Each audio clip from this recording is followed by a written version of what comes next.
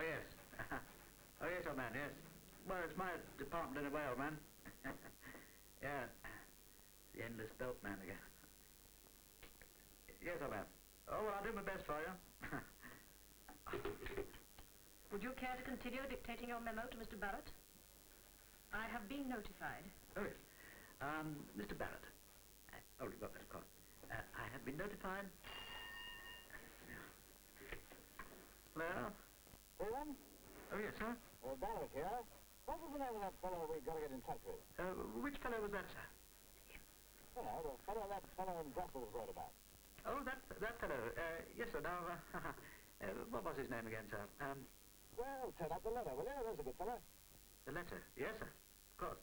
As quick as you can. Yes, sir. Mr. Barrett wants a letter. I heard. It's about that letter from the fellow in Brussels. Yes. You had it. And I gave that to you, Miss Dedman. Oh, God, I'm sorry. I put it...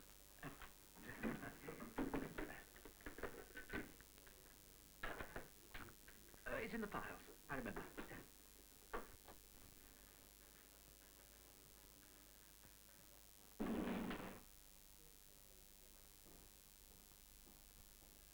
Miss Debenham is just one among 2.5 million office workers, men and women, who spend their working lives dealing with writing, collecting, distributing, storing, and sometimes looking for pieces of paper.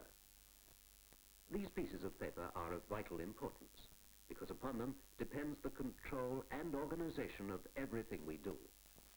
The speed with which goods are produced and flow from the factories to the markets at home and abroad is governed to a large extent by how efficiently the paperwork is done.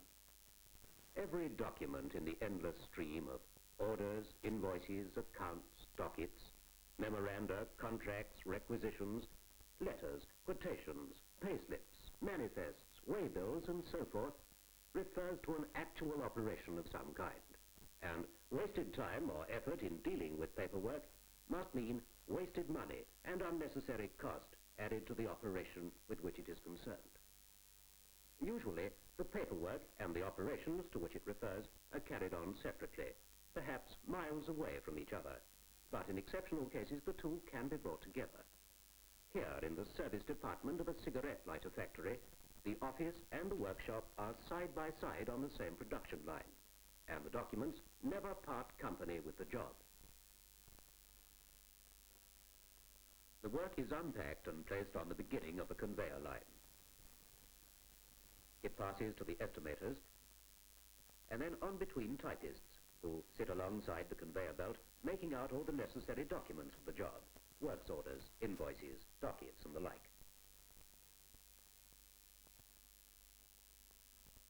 As the girls sit by the side of the belt, facing each other in pairs, the work passes them, collecting its documents on the way. Further along the belt, mechanics do the necessary repairs according to the written instructions that reach them with the job. At the end of the conveyor, the job done, the file copies and customers' letters are separated. Then the parcel is packed up, ready for the postman. From beginning to end, the paperwork has been done with the same speed and efficiency as the servicing, and good organization has eliminated wasted time and effort from both. But most clerical work does not lend itself to such production line methods, and the search for better ways of doing it must be approached differently. The variety and complexity of jobs in the office demand that every factor should be examined and taken into account. The most effective way of doing this is by the procedure known as method study. It is a technique which is widely accepted in industry for making work easier and saving time and effort. Simple in theory, though not always so in practice, its essence lies in the detailed recording of all the facts about the job, studying them carefully and questioning them at every stage to find out why the job is being done, whether it need be done at all, and how it could be done better. The painstaking discovery of the true facts, the thorough examination of them, and the development of a new method based upon them, these are the principles of method study, and they apply just as much to office work as they do to the assembly shop. This method study officer is investigating the post room in a London office. As a start, he's already made a general survey of the work, including a sketch of the post room. little more than a narrow passage with a storeroom at one end. Now, what has the method study officer got to do? He's got to find out what's going on. He's got to record every fact. Not what he thinks, not what he's told, but what he can actually see. Making up a parcel means fetching corrugated paper from the storeroom. The method study officer looks at this particular operation until he is familiar with it. And he records each separate detail. Where materials are kept, how they are used, until he has a complete picture of the job.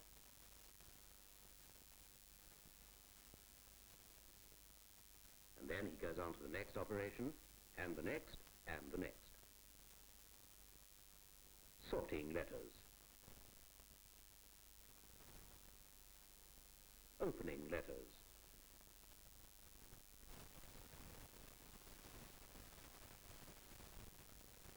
Filing representatives' letters.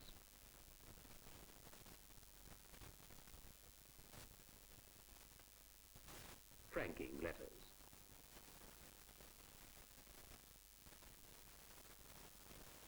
A detailed study of each operation will lead the method study officer to a detailed picture of the work of the whole department.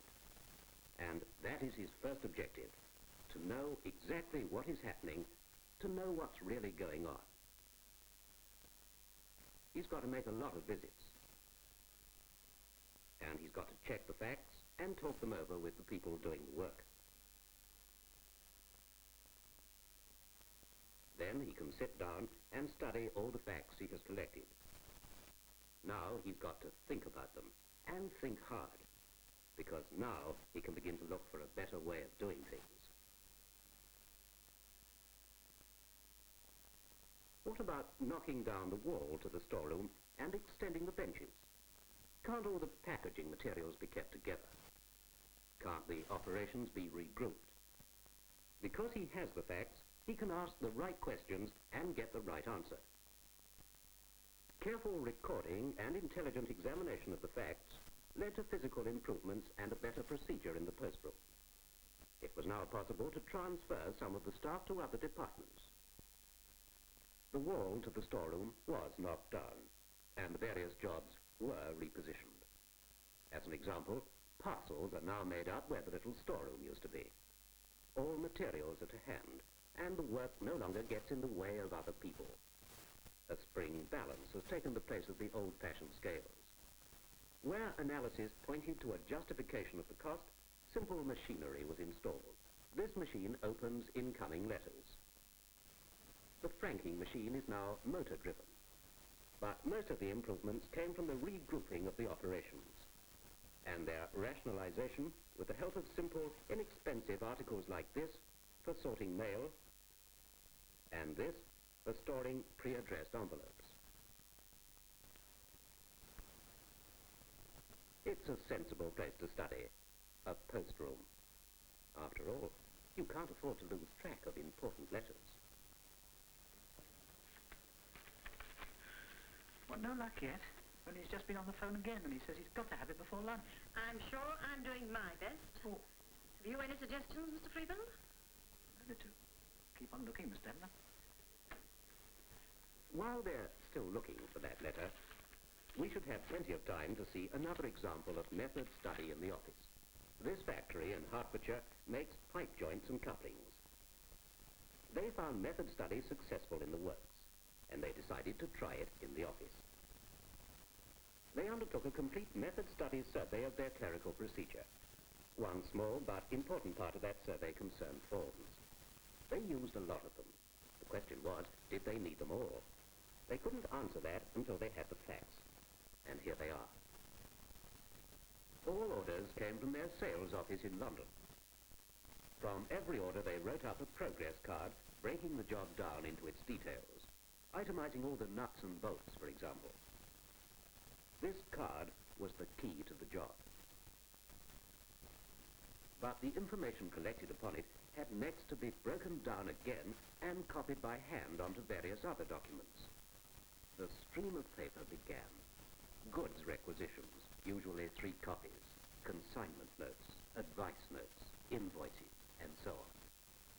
There was no doubt that the information had to be distributed. But examination of the facts led to the question, was this the best way to do it? Was it really necessary to collect all the information onto one document and then copy sections of it out by hand onto 6 others?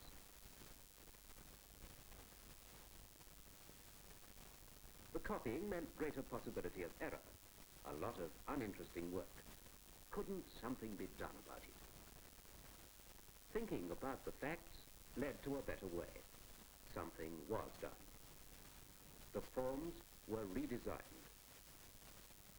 Now, when the order arrives from the London sales office, a master document is made out. The master is a single sheet typed on a machine using a hectograph carbon. The master contains the basic information which will not vary. All the other forms have exactly the same layout as the master, so that instead of copying the information by hand, it can now be duplicated. And still special instructions can be added at different stages. Details can also be suppressed on the final documents. In printing the forms, the spaces where information is not wanted are blacked out. Pricing is added using a clipperboard with guidelines. Accurate duplication on a spirit duplicator takes the place of laborious copying by hand. The facts about the old method, once found and examined, pointed to a better way of doing things. In this case, the use of a standard layout for the many different forms governing the work. But method study never ends, and the search for better ways still goes on. Perhaps it's not the only search which is still going on.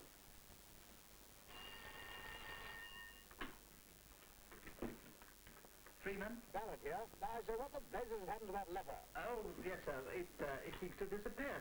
It can't have. You mean you lost it? Oh, no, sir. I mislaid it. Well, I'm going to lunch now, but I need it immediately afterwards. I've got Jackson coming to see me.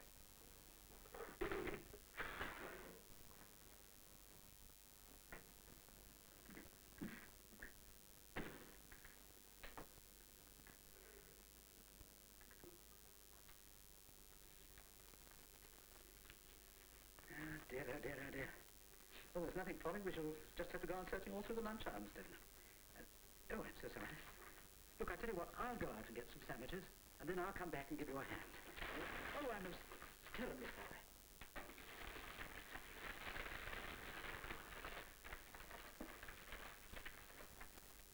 Cheese and tomato, something of that sort? Thank you, Mr. Freeman.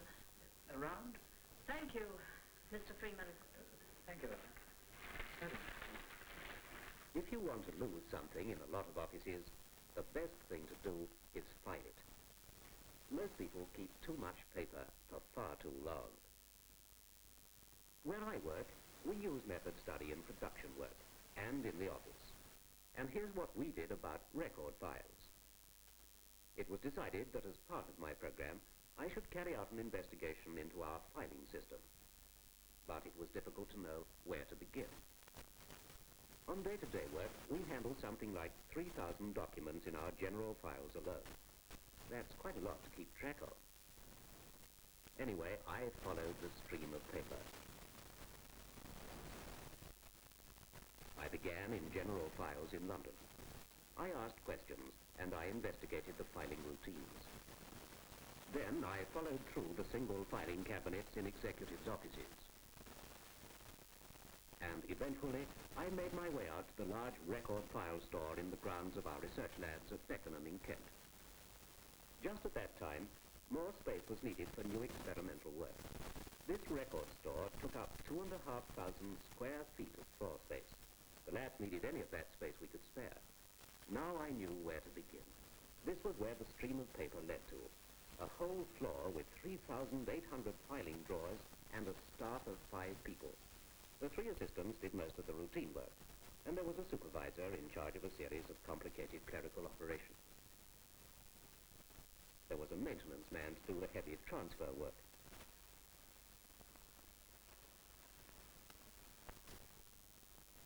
Documents were sent down here from Dartford and London in wooden boxes, checked through, transferred to filing drawers, and then put away. To start with, I got the supervisor to prepare a list of every kind of document, where they came from, how long they were kept, and how often they were referred to. I studied this list, and then I visited departmental managers to discuss what would be a reasonable period to keep documents. In every case, we cut it right down, from 7 years to 5, and from 5 years to 3. At the end of a week, with new procedures worked out, we got rid of 13 tons of paper from the record store, some 4 million sheets. Then I set to work to reorganize the layout.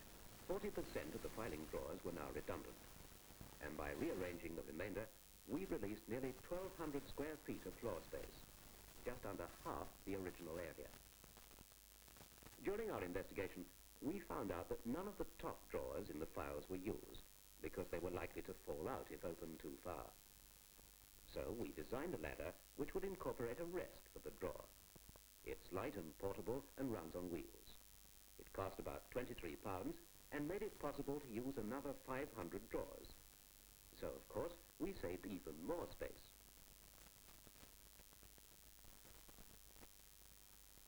By this time, we only needed 3 people to handle the work instead of 5, the supervisor and 2 of her assistants. The others were found interesting work in other departments. Back in London, I checked whether other departments could use the surplus filing drawers. As it happened, our Dartford works urgently needed some metal containers, and the filing cabinets were ideal. So I transferred the lot from Beckenham to Dartford, and we saved about £1,000 capital expenditure on that detail. And I was quite happy with that result. But a few weeks later, Beckenham Labs got on to me again. Since I'd freed some space, couldn't I free more? There were a lot of questions to be considered, but I went into them all. There was a basement in London which could be freed and would take all the remaining record files. But space in London is expensive. However, careful analysis proved that it would pay to shift all the files to the London basement from the labs at Beckenham. The use of the space we could free would more than compensate for the cost of the basement. And there were other advantages. With the records in London, we could eliminate intermediate transferring of paper. All we needed to do was fill metal drawers and put them away immediately. Having everything on the spot simplified the work so much that now we only needed 1 person to keep an eye on it, and eventually we combined the work with General Filing Department. Soon afterwards, the remaining record file supervisor left us, and by now there was no need to make a replacement. General Files just carried on the record filing as a sideline. In this project, we successfully simplified the work until a whole department of 5 people came down to only 1, and then finally to none at all. A whole floor of 2,500 square feet was released, and today the space once used for old files is being productively employed. Record, analyze, find a new method. That is the way of method study. Today, we've got things under control, and it's much easier to find anything we want in the files when we want it.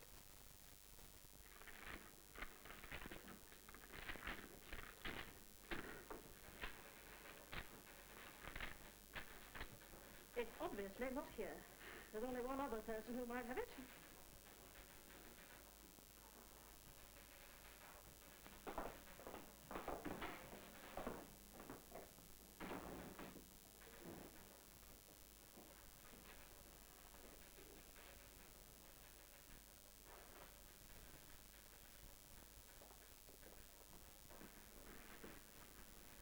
You mean he had it all the time?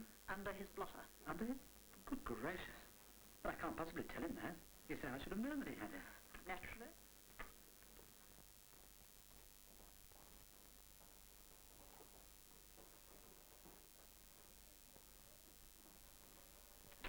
From J. Freeman to Mr. Barrett. Attached is the letter you required. I apologize for the delay. Signed, J. Freeman.